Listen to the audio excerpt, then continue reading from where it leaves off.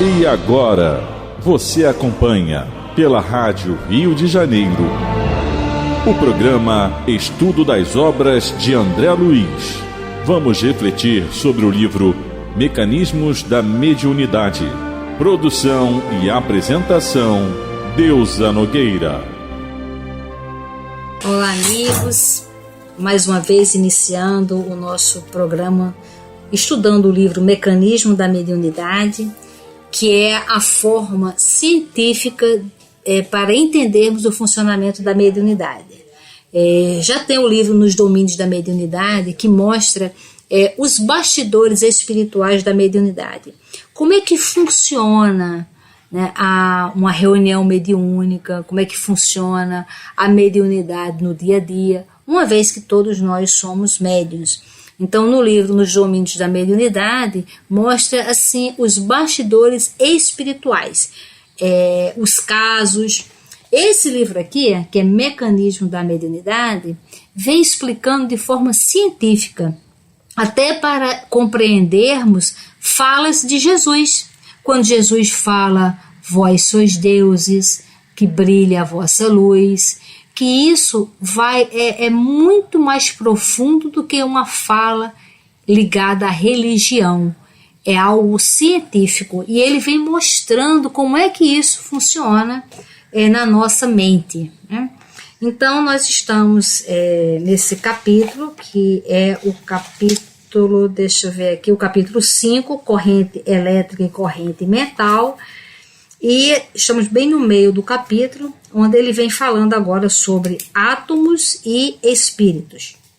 E ele diz: para entendermos com mais segurança o problema da compensação vibratória na produção da corrente elétrica e, de outro modo, da corrente mental, lembremos-nos de que, conforme a lei de Coulomb, as cargas de sinal contrário ou de força centrípeta atraem-se, contrabalançando-se essa atração com a repulsão por elas experimentada ante as cargas de sinal igual ou de força centrífuga.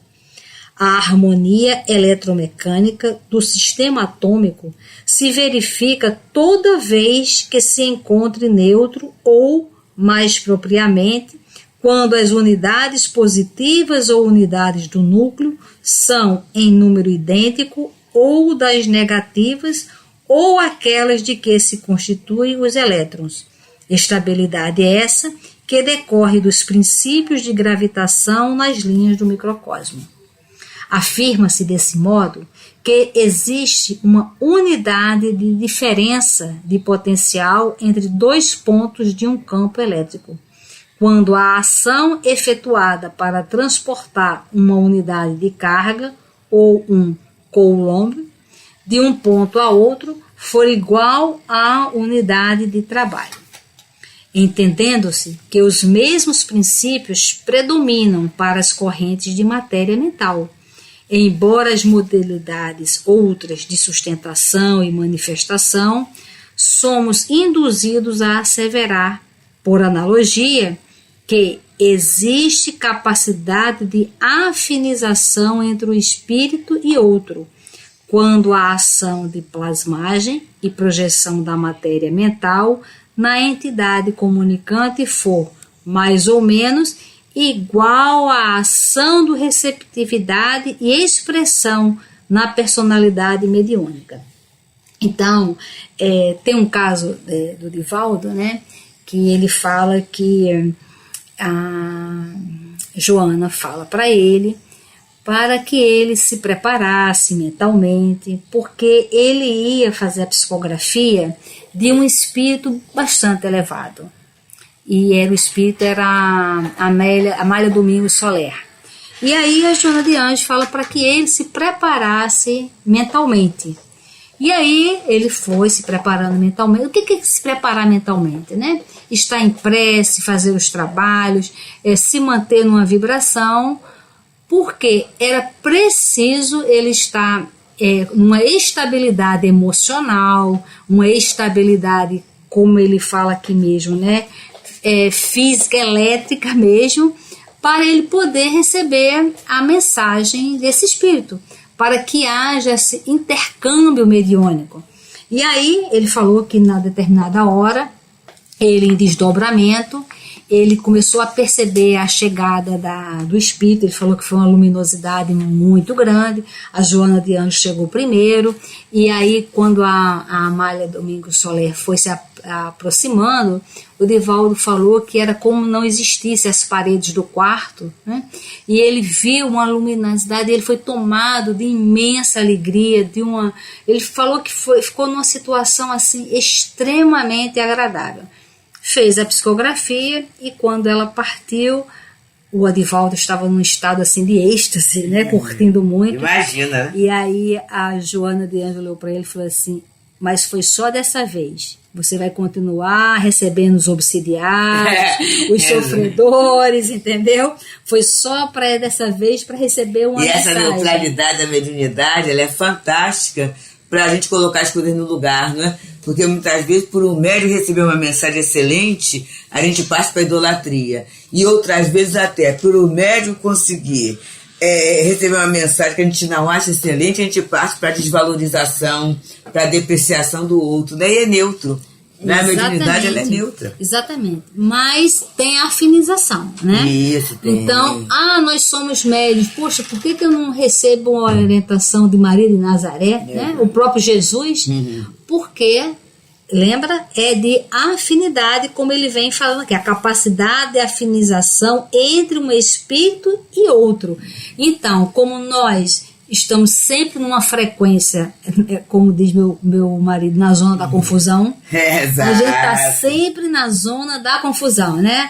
Tem a zona do trabalho, tem a zona do descanso, tem a zona do aprendizado, e tem lá a área que é da confusão. A gente está sempre no rolo, sempre na confusão.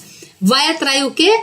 Espíritos ligados a isso. Então, aonde está o nosso pensamento, a frequência que nós pensamos em determinada coisa é que vai determinar quem é o espírito que vai se sentir atraído por nós. Exatamente. Perfeito. E aí ele continua falando: força eletromotriz e força mediúnica. Olha que essa comparação que ele vai fazendo aí.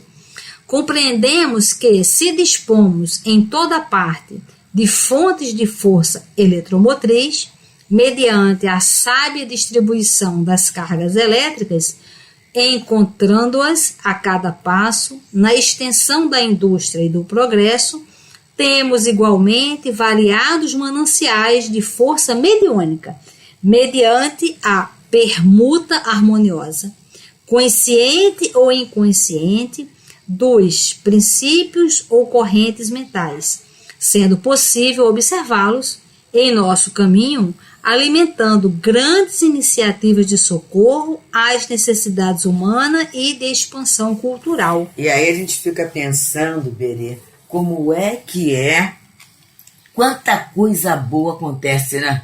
E a gente pergunta assim, da onde surgiu isso, né? E muitas vezes a criatura que está intermediando, intercambiando, ela não tem essa noção. E você vai entrevistar e pensa assim, não, mas foi assim, foi uma ideia, foi de repente, surgiu, né?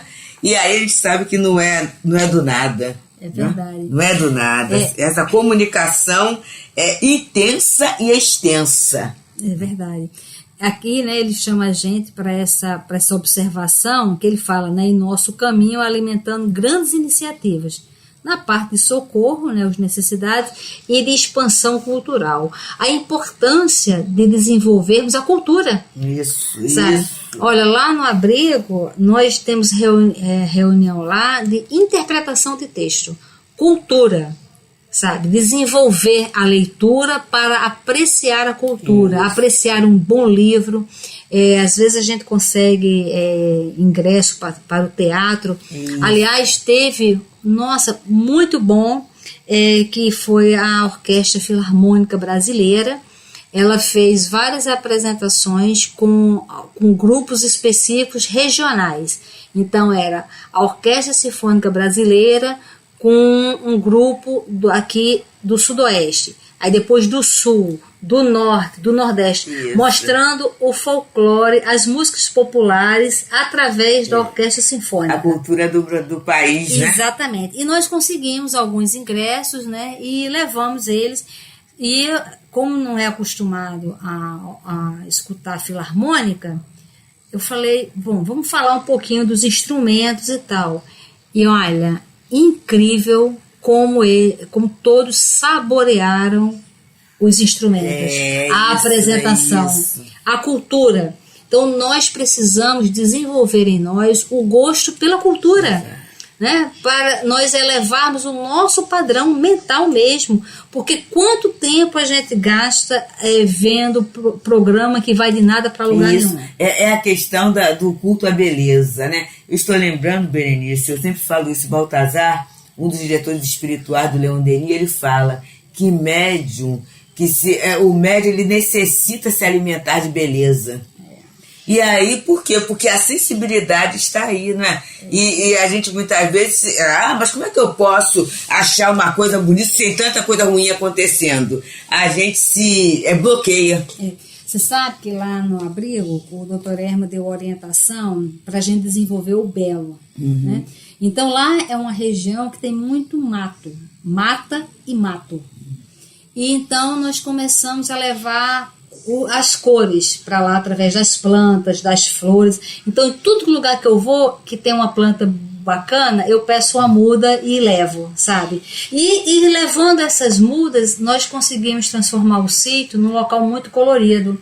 Porque fazemos terapia ocupacional e trabalhamos toda a parte de desintoxicação através das plantas e através do belo. E olha, incrível como nós conseguimos profissionalizar, capacitar muitos jovens na área de jardinagem e paisagismo. O gosto que eles foram tomando. Porque eles só viam verde, né? São verdes. Exatamente. Verde. Então isso é cultura. Aí uma amiga minha, que é paisagista, a Mônica Barroso, e ela começou a ir uma vez por mês para dar curso de paisagismo e começar a falar das propriedades das plantas, os nomes científicos, e pasme, todo mundo começou a aprender os nomes científicos das plantas. E olha, o mês passado nós conseguimos um curso na Arabotânica lá de Teresópolis, que é um distribuidor de orquídea aqui do Rio. E o dono lá, nós conversamos com ele, e o próprio dono resolveu dar um curso para os nossos jovens, né? Então, ele ficou impressionado o tanto de coisas que eles sabiam e a percepção deles para o belo. Olha que bonito. Isso é cultura. Nós precisamos... E é uma riqueza que vai se levar pela vida de espírito, né? Porque a gente às vezes não pensa nisso. Mas eu vou escutar uma música para quê? Essa decodificação, essa interpretação é um enriquecimento que pela vida de espírito, e a gente vai precisar ter isso, né? Porque até para eu, por exemplo, perceber um ultrassom, eu vou ter que ter essa noção de ritmo, eu vou ter essa noção de cadeamento, tudo isso, tá tudo ligado, não é? Então que a gente aloque tempo da nossa vida para o desenvolvimento da cultura, né? E aí ele falou, só uma coisa, lá no abrigo tem vários projetos, né? Então tem o projeto Eurípides Barçanufo, Educação do Espírito, que nós fazemos com os jovens que querem sair da vida torta, né? Então já são jovens. Aí tem o projeto Maria de Nazaré, Semeando Afeto, que são com as mãezinhas, com as nossas mães e mãe que teve bebê jovenzinha, né? Aí tem o projeto Allan Kardec, construindo o mundo, construindo o futuro, que esse é o projeto mesmo das crianças de um modo geral. Aí tem o projeto Mãos de Lourdes, que é de capacitação, de profissionalização. E aí o projeto Leon Denis, que os adolescentes começaram a não mais querer ficar no projeto Allan Kardec, queriam um diferencial. Aí eles mesmos se estruturaram e fizemos um projeto com os adolescentes de 14, 15 anos. Gente, a semana passada chegaram as crianças de 10 anos. Tia, a gente quer falar com a senhora. Eu falei, pois não. Não, porque olha só, nós também queremos fazer um projeto só para nós. Não queremos mais o projeto com as crianças. Eu falei, tá, todo mundo aqui tem um projeto. A gente quer o projeto tem que ser projeto Baltazar. Ah, que gracinha, né? Aí eu falei, ó, você sabe quem é o espírito Baltazar? Nossa, mãe. Porque, olha, se vocês vão querer fazer um projeto com o nome desse espírito, vocês têm que conhecer o espírito para saber qual é a linha deles, para vocês fazerem jus ao nome que vocês vão levar, entendeu? E agora eles estão fazendo a pesquisa do espírito Baltazar para eles me falarem o que esse projeto Baltazar vai fazer, qual é o objetivo dele, porque cada projeto lá tem um objetivo, né? O projeto Leon Denis, que foi o mais recente, os adolescentes, nós estamos preparando os adolescentes para serem jovem aprendiz, baseado até na vida de Leon Denis, que muito jovenzinho, ele trabalhava, né? Tem toda essa responsabilidade. Então, isso é cultura. Exato. Quando você vai falando sobre os vultos, sobre as pessoas, né? Sobre a mente, sobre as ideias das pessoas, a gente conversa tanta porcaria que vai de nada para lugar nenhum. Vamos aproveitar para ter essas conversas edificantes. Esclarecedoras, isso, né? Exatamente. E aí ele continua. Usinas diversas espalham-se na paisagem terrestre, alentando sistemas de luz e força na criação do conforto e da atividade em cidades e vilarejos, campos e estâncias. E associações mediúnicas de várias espécies se multiplicam nos quadros morais do mundo, nutrindo as instituições maiores e menores da religião, da ciência, da filosofia, da educação, da arte e do trabalho, do consolo e da caridade, impulsionando a evolução da espiritualidade no plano físico. E aqui é fantástico quando a gente começa a ver na mediunidade esse elemento de nutrição. Nutrição não só da religião, mas da ciência, da filosofia, da educação, da arte, do trabalho, do consolo e da caridade. Da vida, gente. Nutrição da vida, né? E a gente muitas vezes vive uma vida tão anêmica de esperança, anêmica de paz, anêmica de projeto, de perspectiva, né? E a gente tem na mediunidade essa oportunidade de nutrir. E muitas vezes até a gente buscar, né? Porque muitas vezes eu reclamo, mas eu não busco. Eu reclamo daquilo que está, mas será que eu quero mudar aquela situação? Eu quero dar uma melhorada e muitas vezes eu paro, né? Eu paraliso nisso. E veja que aqui as associações mediúnicas, com estudo, com seriedade, com disciplina, acontece isso aqui, ó, impulsiona a evolução da espiritualidade no plano físico. Então, faz com que a espiritualidade ela se estenda mais, né? Ela fique popular, digamos assim, no mundo físico. Então, essa é a divulgação da doutrina espírita. Os espíritos têm falado muito em parceria, né? Exatamente isso, né? Quer dizer, na verdade, os espíritos se ocupam porque há espíritos trabalhadores, que a única forma de trabalhar é junto a nós, e a gente também se qualifica, então é uma troca muito boa, né? Exatamente, mas para a gente ver que o Centro Espírita, a Associação Mediúnica, ela vai muito mais além do que aquele trabalho ali, porque o médium, ele não só é médium naquela hora do trabalho, né? Ele está em atividade o tempo inteiro. E aí agora ele entra nesse subtítulo, fontes de fraco teor. Possuímos ainda aquelas fontes de força elétrica, dotadas de fraco teor, nos processos não industriais em que obtemos a eletrização por atrito ou por contato, a indução eletrostática e os efeitos diversos, tais como o efeito piezoelétrico, vulgarmente empregado na construção de microfones e alto-falantes, peças destinadas à reprodução do som e ao controle de frequência na radiotecnia, o efeito termoelétrico, utilizado na formação de pirômetros elétricos que facultam a aferição das temperaturas elevadas, e o efeito fotoelétrico, aproveitado em várias espécies de medidores. Então, a gente tem... comparação exatamente, de novo, né? A gente tem muita coisa para medir. né? O tempo inteiro. A gente mede a voz, mede a temperatura, né? O tempo inteiro. Aí ele vem dizendo que, em analogia de circunstâncias, assinalamos em todos os lugares os mananciais da força mediúnica, a se expressarem por mais fraco teor nos processos não ostensivos de ação, do ponto de vista da evidência pública, pelos quais servidores abnegados do bem conseguem a restauração moral desse ou daquele companheiro rebelde, a cura de certo número de almas doentes, a repetição de avisos edificantes, a assistência especializada a múltiplos tipos de sofrimento ou a condução enobrecedora do grupo familiar a que se devotam. Então, olha só, gente, esses mananciais, a palavra mananciais é boa, né? Porque dá uma ideia de uma quantidade enorme que existe mesmo da força mediúnica.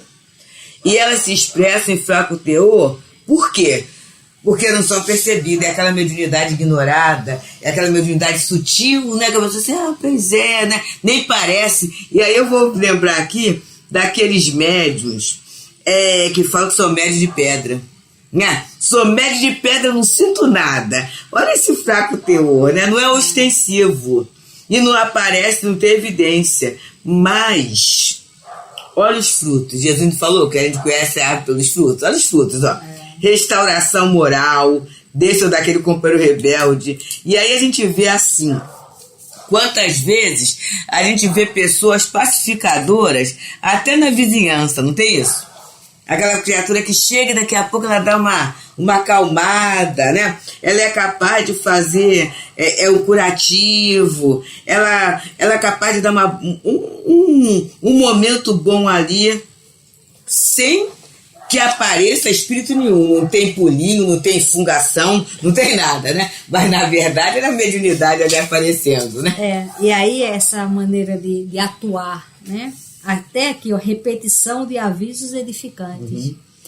Quantas vezes hoje você repassou algum aviso edificante? Uhum. Quantas vezes hoje nós repassamos alguma informação, seja no WhatsApp, seja na mídia, seja no encontro com alguém, né? O que você repetiu hoje? Foi alguma reclamação? Você repetiu a reclamação? Você repetiu mensagens irritantes, desagradáveis, ou avisos edificantes? Porque essa mediunidade, ela, como está dizendo aqui, é de fraco teor, mas exato, né? Ela acontece. E quem está usando a nossa mediunidade? Quais são as categorias dos espíritos que estão usando a nossa mediunidade? Nós estamos dando passagem a que tipo de espírito? Não sabe? Então analisa tudo que você falou hoje, tudo que você enviou hoje, como é que você fez das suas horas? Né? Você transformou suas horas em horas úteis ou inúteis? Aí você vai saber exatamente qual foi o espírito que estava aí acoplado nas suas ondas. Exato. Né? E aí ele diz que em todas as atividades mediúnicas, porém, nas quais a mente demande a construção do bem, sejam elas de grande porte ou de singela apresentação, a importância do trabalho a realizar e a luz da vida superior são sempre as mesmas, possibilitando ao espírito a faculdade de falar ao espírito na obra incessante de aperfeiçoamento e sublimação. Então, em todas as atividades mediúnicas. Então, é nós. Quem decide somos nós. Exatamente. Nós decidimos quem vai usar a nossa mediunidade, nós decidimos sobre o tempo, nós decidimos sobre os passos, ou seja, todo o poder de evolução e de construção do bem está nas nossas mãos. Vai depender da nossa vontade, né? E aí a gente vê que o grande ou pequeno porte, né, está muito mais na utilização, no resultado, do que na ostensividade. A gente muitas vezes pensa que a mediunidade mais bela é aquela que mais aparece, mas na verdade a mediunidade mais bela é aquela que mais serve ao bem, ao progresso, ao equilíbrio da humanidade. Muita paz. Muita paz. A Rádio Rio de Janeiro apresentou o programa Estudo das Obras de André Luiz. Produção e apresentação, Deusa Nogueira.